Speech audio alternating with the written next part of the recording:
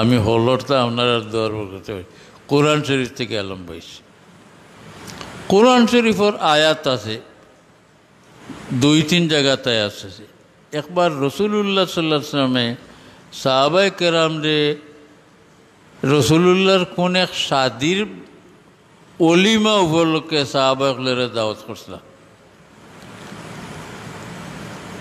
সময় আইবার আগে গুরু আয়া কষ্ট হলাই গেছেন, বাদে অকল আইলে অলিমা খাইলিছেন।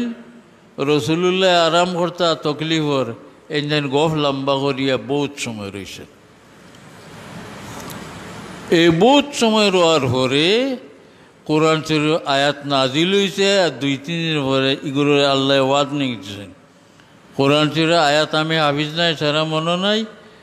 কোরআন শরীফের আয়াত আল্লাহ ওয়ার্নিং দিয়েছেন যে তো খাওয়াত আইলে রসুল্লাহ ইজাজত না দিলে গরু হামাইতে পারো না, এবং খাবার পরে গফ করিয়া রসুল্লাহ বইয়া কত বেল তকলিফ দিয়ে খাইয়া আসো যাইতে গিয়ে ইলা রসুল্লাহরে তকলিফ দেওয়া হয়।